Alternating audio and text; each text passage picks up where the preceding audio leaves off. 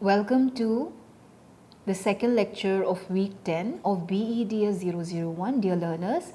Today I will discuss more on theories of conduct. In the last lecture, we have discussed what are rules of conduct, principles of conduct, and we had briefly touched upon theories of conduct. Today we will explain and go furthermore into various other theories of conduct. When we talk about theories of conduct, it is very important to talk about rationality and morality. What do you mean by rationality and morality? Hegel, who held that for behavior to be called morally good or desirable, it must of necessity be rational. So, according to Hegel, he said, in order for behavior to be called morally good or desirable, it must be rational.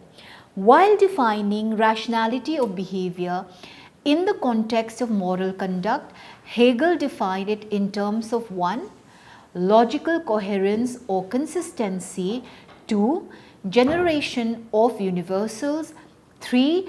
Empirical evidence in support of the generalization, and 4. Public intelligibility. So, when we talk about theories of conduct, it is very important to talk about rationality and morality, and Hegel was one of the main propounder of what is called rationality and morality, and he said when we talk about rationality, it should be a behavior which is morally good or desirable, and these rationally or this morally good behavior which are desirable should be rational. And he said, while defining rationality of behavior in the context of moral conduct, he defines it in terms of what is called logical coherence or consistency, generation of universals, empirical evidence in support of the generalization, and public intelligibility. So, what is logical coherence or consistency?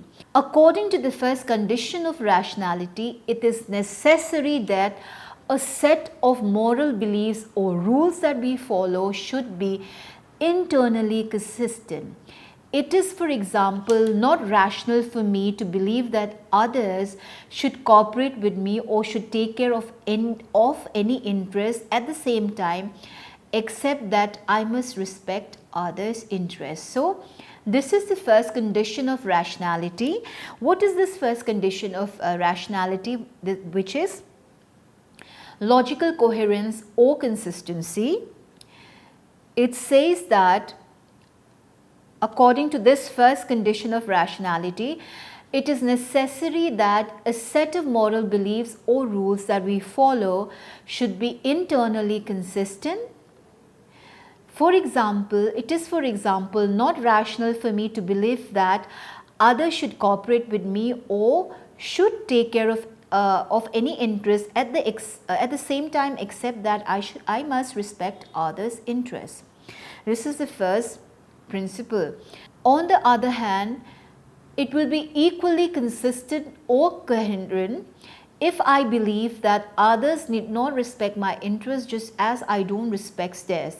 Or many people in this world live life according to the latter principle. We may not like their values, but we call them inconsistent, incoherent, or irrational. What is the second condition of rationality? I hope you have understood the first principle, that is consistency. What does it mean? According to this principle, it is equally consistent or coherent that if I do not respect others' interests, I should not also expect that they should respect my interest or they should expect their interest. Let me repeat, what does this first condition mean? It means that if I believe that others need not respect my interests, I also should not respect theirs. So, what is called consistency or coherence, that is, I do not expect others to help me, and they should also not expect me to help them. So this is what is called coherency or consistency. What is the second condition of rationality? It is the generation of universals or with general principles.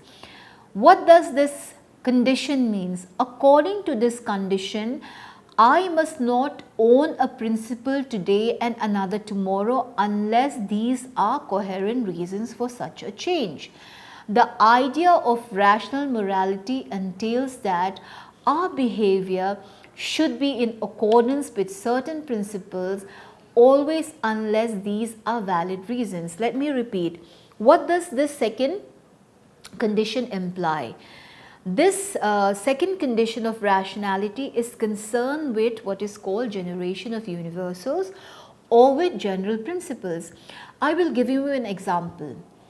According to this condition, I must not own a principle today and another tomorrow. For example, I abide by what is my moral principle, that is, do not cheat, do not tell a lie. However, if I do not tell a lie today and if I do not cheat today, I should not change this particular principle which abides by in another day, that is the next day or after a week. I should abide by my moral principle, which is do not lie, do not cheat. This principle of mine should be consistent. It should be something I should abide by, and I should not change with respect or according to the situations or after a few days. My principle is I should not lie and I should not cheat. This particular principle I should abide by given in any given situation, any day, tomorrow, the next day, after years, after months. It should be a lifelong principle I should abide by. What is the third principle? That is empirical evidence in support of the generalization. When we talk about this third condition, it means empirical evidence or good reasons for what we do.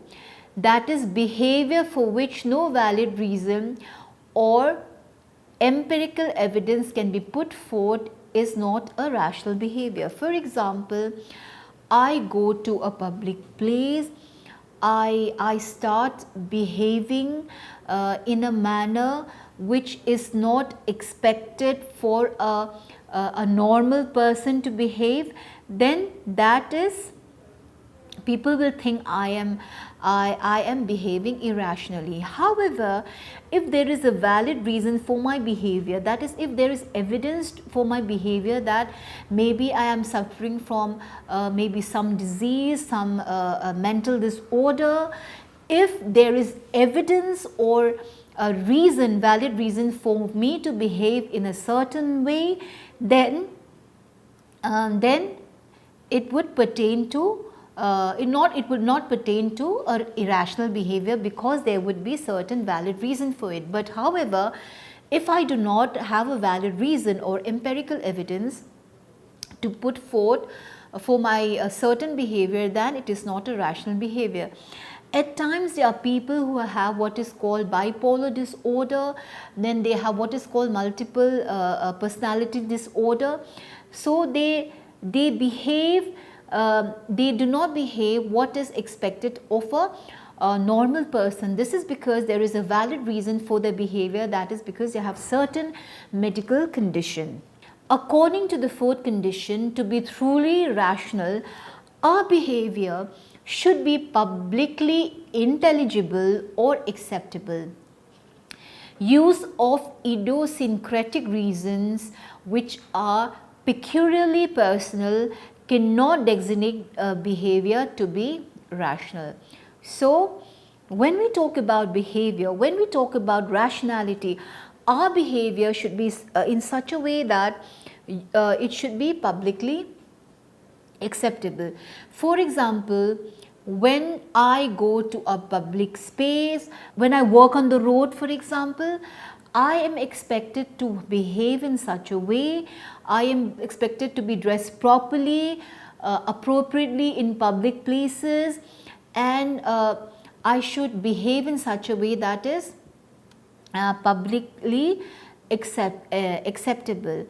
And this is what is called publicly intelligible, publicly acceptable according to the fourth condition, and these are behaviors which are rational because it is something which the public will accept.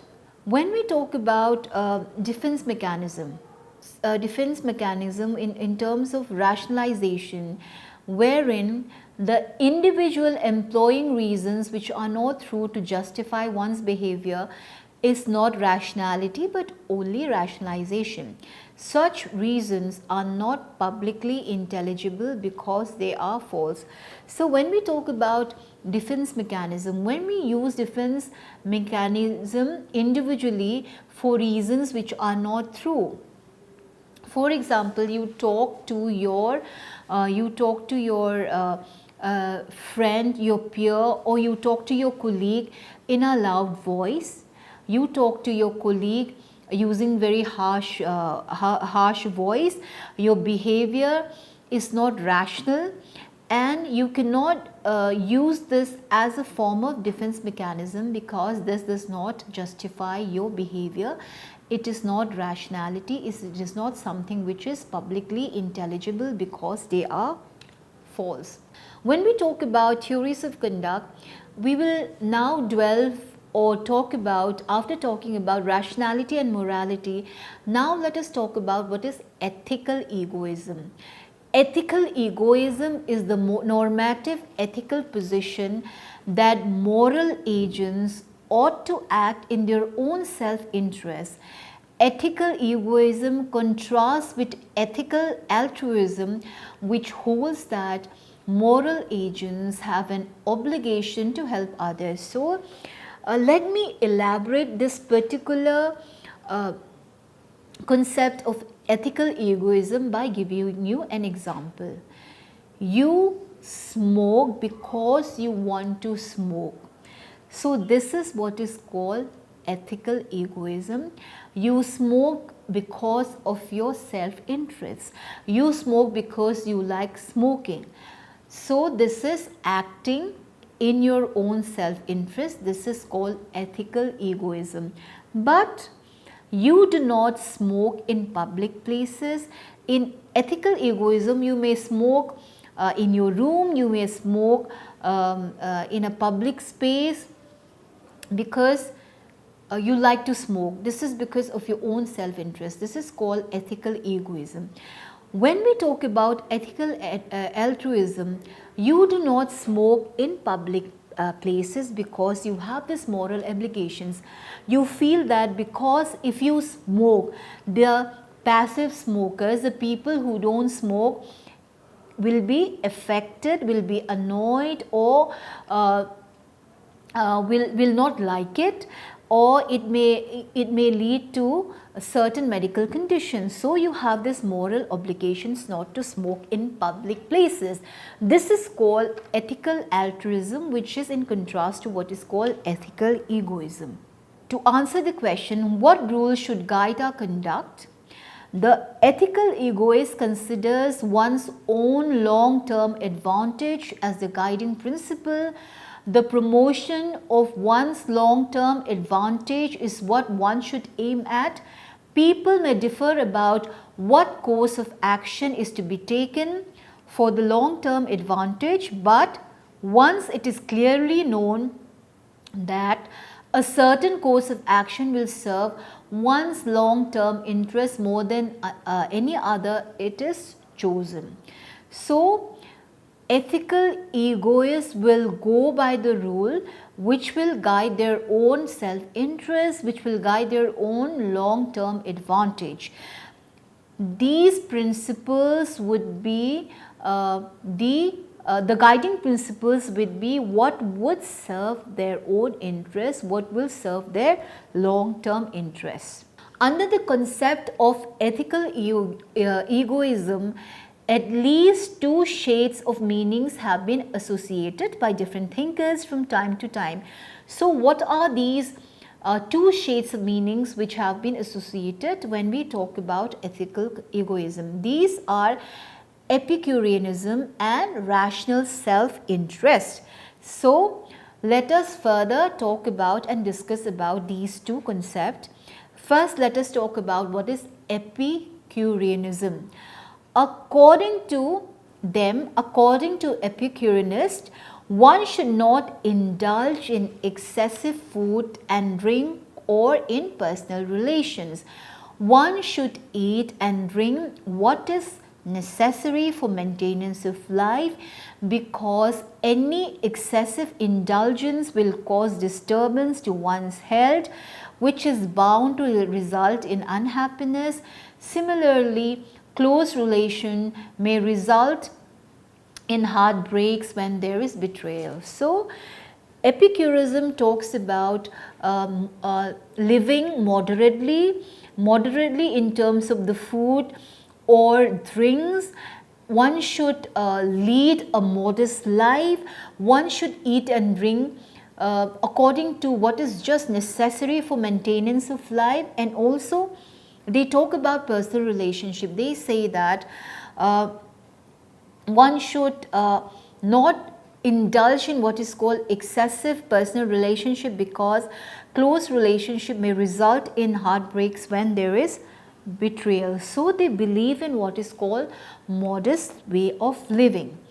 Hence, one should not become attached to anything, whether material or personal, that one is likely to lose and is outside one's control.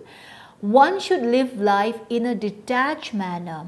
Indeed, the Epicurean ethics is not so much a formula for achieving pleasure as for avoiding displeasure.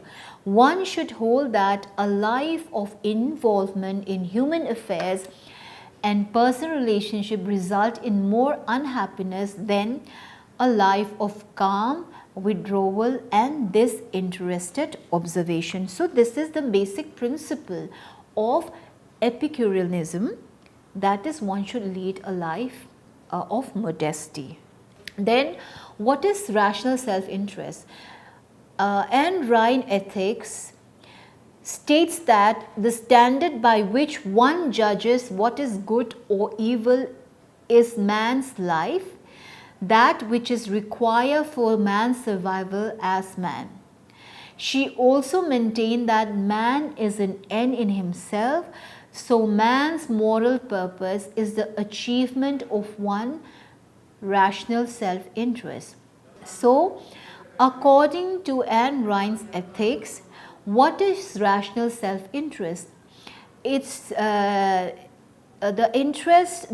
rational self-interest, according to Rand, is that man is an end in himself, and the moral purpose, man's moral purpose, is the achievement of his own rational self-interest. In social relations, for example, man should neither sacrifice himself for others nor sacrifice others for himself. His rationality demands that just as one has a right to his or her freedoms, others do have such a right. So, this is what is called rational self-interest, that is the rationality that you have your freedom, you have the right to choose your freedom just as others have the right to choose their freedom. The other you neither should sacrifice yourself for others, nor others should sacrifice themselves for you. In order to understand Rand's doctrine for self-interest, one must consider the theory of human rights that is basic to her ethics. Each man possesses certain basic rights by virtue of his nature as a rational being. Thus, he has a right to further his life by his own thought and effort. He has a right to work, right to property, right to choose his own values and pursue them. So, when we talk about rational self-interest, these are the basic rights by which man is a rational being. Each man possesses what is called certain basics right by virtue of him being a rational being. That is, he has the right to work, he has the right to choose his own values, pursue them, and so on. He has the right to liberty and pursuit of happiness. All these rights are required for living life as a rational being, but he has no rights to encroach upon similar rights of others. He has no rights to murder, rob, or enslave other men. So, when we talk about rational self-interest, a man, because by virtue of his nature, has every right to pursue happiness, right to property, right to life, right to liberty, but and also right to follow his own moral values. But at the same time, this does not mean that because he is a rational being, this does not mean that he has a right to encroach upon the similar rights of others. That is, he has no right to kill, he has no right to rob or steal from others. Human beings may not only enjoy rights but also carry out their obligation towards others. Such obligations, for example, may arise if one has made a contractual agreement one is morally bound to keep. Similarly, one is morally bound to support one's children as they are his or her responsibility. However, right to life does not mean that others must provide you with the necessities of life.